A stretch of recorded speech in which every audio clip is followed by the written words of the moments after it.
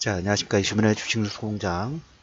12월 다음 주면 마지막 장세입니다. 마지막 주 장세인데, 어제 마감 브리핑 부분들을 저녁 늦게 올려드리다가, 그 저녁 사이에 또 많은 변수들이 좀 생겼어요. 변동성이 생겨서 차라리 주간 전략으로, 그 다음에 이제 미국장, 어떻게 보면 12월 24일 다음 주 월요일 하루 개장하고, 또 우리나라는 휴장이죠. 모닝 브리핑까지 전체적인 내용 부분들 한꺼번에 정리를 해서 네 번째 주간 전략으로 일단 큰 타이틀은 한 세 가지 정도로 잡아봤습니다. 미국 장세, 장세의 셧다운 부분들의 의미 부분하고, 그 다음에 두 번째 19일에서 21일까지 중국 경제공작 K가 진행이 좀 돼 있습니다. 여기서 어떤 내용 부분들이 진행이 됐는지, 어떤 코멘트가 나왔는지, 뭐 완벽한 그 뭐라고 할까요? 내용은 내년 상반기 중국 양해에서 오픈 예정이지만, 일단 시장의 컨센서스 부분이 어떻게 형성이 되어 있고 관련 내용들은 어떤 내용들이 중점을 이루었는지, 중국 경제 2019년도의 경제정책 방향, 이 부분들 두 번째로 좀 얘기를 들어볼까 하고, 세 번째로 지난주의 흐름 부분들을 봤을 때 특히 금요일장 주 후반에 국내 수급적인 특징 부분하고 시장 특징 주도주들이 좀 나오기 시작했습니다. 이 의미 부분들을 분석을 좀 하면서 다음 주하고 그 다음에 이제 그 다음 주가 이제 신년 장세죠. 상당히 선행성 부분들이 있다라는 얘기를 지난주에 계속 강조를 좀 드렸죠. 그랬던 것처럼 어떤 의미 부분들이 있고 어떤 특징들이 있는지 이 세 가지를 중점적으로 정리를 좀 해보도록 하겠습니다. 그래서 어제 마감 브리핑, 그 다음에 주간 전략, 그 다음에 어제 마무리됐던 미국장에 어떻게 보면 이제 24일날 모닝 전략까지 같이 한번 정리를 해드리도록 하겠습니다. 시간상으로 봐가지고 세 가지 정도 내용 부분들이 진행되니까 뭐 1부, 2부 정도 진행된 거 봐가지고 1부와 2부 부분들을 좀 나눠서 진행을 할 수 있으면 하도록 하겠습니다. 자, 첫 번째부터 진행을 좀 해보도록 하겠습니다. 미국장. 조금 어제 이제 미국장 같은 경우에 다우 나스닥 부분들이 하락 부분들이 나왔죠. 우리나라 시장도 산업별로도 보면 정책적인 모멘텀, 그 다음에 종목군의 모멘텀, 어떤 이슈가 되느냐에 따라서 상당히 뭡니까?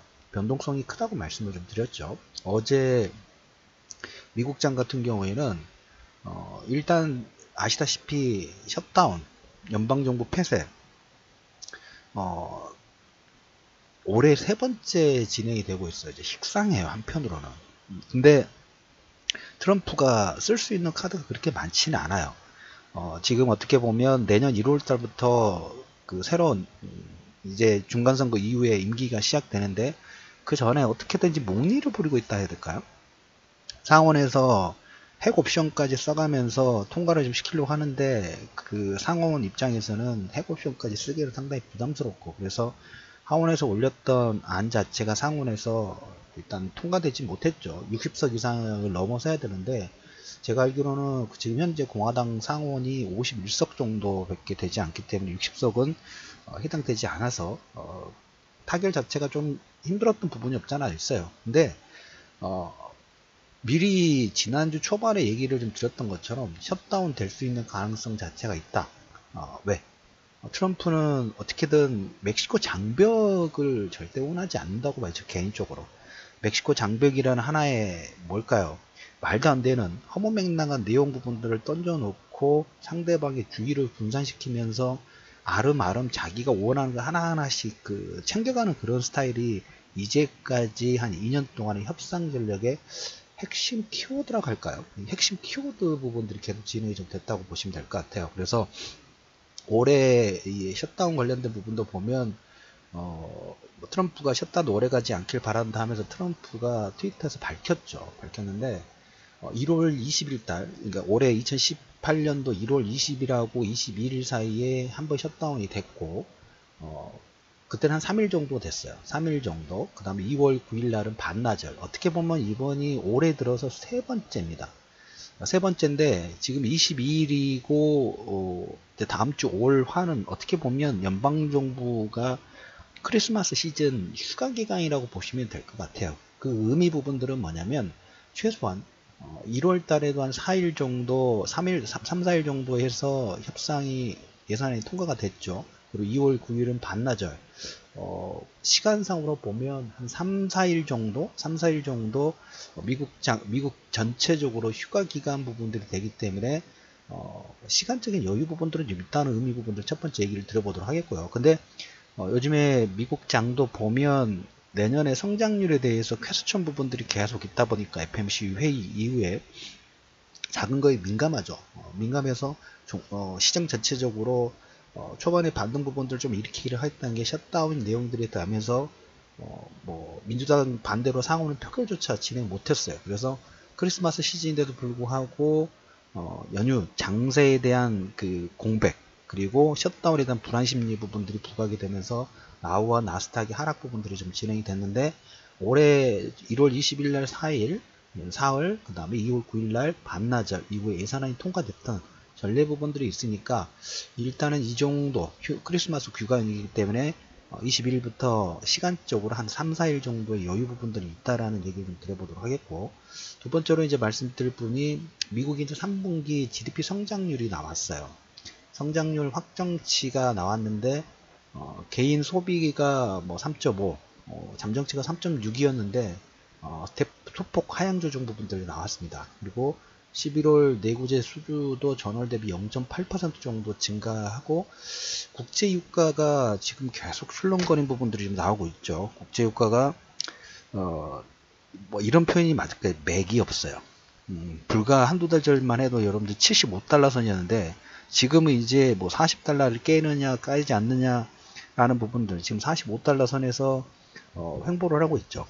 전에도 말씀을 드렸다시피 45 이 정도 되면 유가 바닥 나왔어요. 바닥 나왔다는 의미 부분하고 바로 반등 부분들은 시간이 좀 걸리겠죠. 하락의 파동 부분이 있으니까 전에 이제 75달러 선에서 계속 박스권 돌파 부분들을 3번 이상 시도를 하다가 급락분이 나온 것처럼 40과 45 정도 선에서 박스권 부분들의 파동이 진행된 다음에 아마 반등이 진행이 된다 하면 경기지표 부분들이라든지 중국의 어떤 내수부양책의 어떤 영향 부분들 받으면서 다시 50달러의 돌파의 반등을 만들지 않을까. 하지만 당분간은 달러 같은 그 유가 같은 경우에 40에서 한 55 정도 사이에 박스권이 2019년도 상반기 내에는 기본적으로 진행될 가능성이 높다라는 얘기를 좀 드려보도록 하겠습니다. 국제유가가 감산 규모가 뭐 나왔죠. 최근 오펙을 통해 가지고 감산 규모가 나왔는데 미국의 원유 채굴 장비가 지난주 대비 10개 정도 증가됐어요. 883개 정도 되는데 이 내용이 유가가 오늘 한 1%대 WTI 기준으로 1% 정도의 하락을 만드는 요건 자체가 좀 됐고, 장세 자체가 지금 미국 종목 장세라고 말씀을 드렸어요. 섹터별로 우리나라도 마찬가지예요. 그 의미 부분들은 미국 장이 빠졌다 해가지고 우리나라 시장이 동반하는 것보다 각계전투라는 얘기를 드렸죠. 마지막으로 이제 국내 수급과 특징주를 얘기를 드리면서 강조를 좀 해드릴 건데 이거하고 연관성 부분들이 좀 있습니다. 그래서 미국장 같은 경우에는 어제 페이스북이 한 6% 정도 하락이 나왔습니다. 개별적인 이슈가 있어요. 개인정보 누출 이슈로 하락 부분이 나왔고, 아마존도 한 5%, 알파벳도 마이너스 한 3% 정도. 이거는 이제 지난주에 그 미국 산업 안보국에서 신기술 수출 규제 관련된 의견 청취 부분들이 마무리가 됐어요. 그래서 이제 마무리가 된 이후에 규제가 혹시 나오지 않을까 하는 불안 심리가 반영이 되면서 기술주들의 하락 부분들을 만들었고, 여기 이제 플러스 알파로 헬스케어라든지 약물 관련 기업이 있는데 아일랜드 쪽 정부에서 벌금을 받았어요. 그래서 거의 30% 정도까지 하락을 만들었고, 이걸로 인해서 바이오젠이라든지 바이오 업종도 동반 하락 부분들이 진행이 됐습니다. 한 마이너스 4% 정도 나오고, 그래서 미국장의 어제 하락 부분들을 딱 두 가지로 꼽는다 하면, 첫 번째 셧다운 관련 불안 심리, 그리고 두 번째 피터 나바로가 한마디 했습니다. 90일 정도 내에 휴전기간에서 무역 협상 부분들 진행하지만 중국이 전면적인 개방이라든지 정책적인 개편을 하지 않는 이상 90일 내에 타결이 좀 어렵지 않을까라는 얘기를 하면서 이제 미국 시장이 빠졌고 개별 종목군들은 개별 이슈로 하락분이 나왔다는 얘기를 좀 드려보도록 하겠고, 일단 이제 하나 더를 얘기를 드리면, 지금 미국 장세에 대해서 첫 번째를 얘기를 드린다고 말씀을 드렸어요. 어제 다우 나스닥 하락 부분들은 셧다운. 근데 올해 세 번째 셧다운이니까 큰 의미 부분들을 그렇게 부각하지는 말자라는 부분하고, 두 번째 개별 이슈로 인해서 종목권 하락 부분이 나왔고, 세 번째로 하나 더 말씀을 드릴 건 뭐냐면, 지난주에 그 해외 시장에서 미군 관련된 부분들이 가장 많은 이슈가 됐어요. 우리나라에도 영향을 줄 수 있는 내용이라고 봐요. 어떤 내용이냐면, 미군이 시리아 쪽에서 좀 철군을 하기로 했죠. 철군을 결정을 하면서 거기에 시리아 쪽은 뭐 한 2,000명 정도인가요? 2,000명 정도니까 그렇다 쳐. 근데 더 많은 인원이 있는 자가 어디냐면 그 아프간입니다. 아프간이 한 14,000명 정도 있어요. 근데 시리아 결정도, 시리아 철군 부분들도 보면 뭐라고 할까요? 국방부라든지 이쪽 관계자들하고 논의를 진행한 것보다 그냥 덜컥 하고 발표하고 진행을 좀 시켜버렸어요. 그래서 시리아 주둔 2,000명, 아프간 주둔이 한 14,000명 정도 되는데 한 절반 정도. 저는 근데 이게 상당히 큰 의미 부분들이 있다고 보는 게, 시리아 철군이 진행이 되면서 일단 가장 큰 이득, 혜택을 보는 게 어디냐면 터키예요. 터키인데 불과 여러분들 한 6개월 정도 전만 하더라도 올해 한 2분기, 3분기 때인가요? 글로벌 시장에서 어떤 변동성을 만들었다 하나 요건을 하나 꼽아나면 그때도 터키의 위기였어요. 미국하고 대치가 되면서 터키는 러시아산 미사일을 구매를 하니까 미국은 된다 안 된다 너희들 제재하겠다 라는 얘기로 시장의 변동성을 만들었던 게 있어요. 올해 그 기억하신 분들이 있으시겠지만, 그런데 어느 순간 이 내용은 절대 수면 위로 오르지 않죠. 근데 그 다음부터 어느 하나 딱 분기점이 된 다음부터 누구 터키와 미국이 으르렁거린 것보다 달래주는 표현이 맞을 것 같아요. 뭡니까? 카시퀴즈예요. 카시퀴즈가 터키에서 어떻게 보면 그 죽임을 당했죠. 사우디아라비아의 사주를 받아가지고. 근데 이 카시퀴즈 한 명으로 해서 뭡니까, 녹음 파일이라든지 결정적인 증거를 누가 가지고 있냐? 터키가 가지고 있어요. 그 다음부터 그때 제가 강조를 드렸죠. 터키가 이걸 가지고 그 사건으로 인해서 터키에 대한 제재 부분들, 그리고 우리 시리아 철군 부분들까지 연결되는 건 일부이긴 합니다만은 그 사건으로 인해서 터키가 어떻게 보면 협상의 주도권 부분들을 가져가는 게 첫 번째 케이스고, 두 번째로 볼 부분이 왜 미국이 시리아라든지 아프간에도 철군 부분들 할 것인가, 하고 있는가, 철군 준비 부분들 할 것인가, 그리고 그로 인해서 미국 국방부 매티스인가요? 국방부 장관이 반발을 하면서 사인 부분들 좀 했죠. 그래서 미국의 군산복합체들이 하나의 영업이익 부분들을 만들 수 있는 해외 파병의 주둔군의 기선제압 부분들을 트럼프가 결정을 좀 했죠. 여기에 상당히 많은 의미 부분이 있다고 보시면 될 것 같아요. 제가 보는 관점에서 첫 번째, 미국이 해외에 있는 주둔 파병 부분들을 본국으로 돌리고 있죠. 해외 파병 부분들을 본국으로 철군을 좀 시키고 있는데, 그렇다고 하면 그 다음에 이제 중동 지역에 많은 미군 다음으로 어디가 또 많을까? 우리나라하고 일본 쪽이에요. 일본 쪽. 그렇다고 하면 이제 이 부분도 향후에 철군이라든지 축소 가능성 자체가 상당히 크다라는 의미 부분들이 포함됐다는 게 첫 번째고, 두 번째, 이 중동 지역에서 이 파병 부분들을 철군을 하면서 미국이 볼 수 있는 효과가 한 두 가지 정도 있다고 저는 개인적으로 생각합니다. 첫 번째, 지난번에 그 사우디아라비아라든지 이쪽에서 보면 중동 지역에서 미군을 철수를 한다 하니까 처음에는 군산복합체 부분이 보면 반대를 많이 하죠. 근데 실질적으로 철군이 진행이 되면서 어떤 현상 부분이 나오냐면, 미국의 그 무기들 있죠. 무기 판매가 급증하기 시작했어요. 왜? 예전에는 미군이라는 상징적인 의미가 딱 주둔하고 있으면 그 내용 자체가 주변에 지정학적 리스크 부분이라든지, 그 다음에 하나의 상징적인 의미로 정권의 보호라고 해야 될까요? 근데 이제 이게 철군이 되면서 자체적인 무장을 해야 되는 그런 케이스가 되다 보니까 미군의 무기 판매가 급증하기 시작했다는 게 첫 번째고, 두 번째, 미군이 지금 재래식 무기 부분들입니다.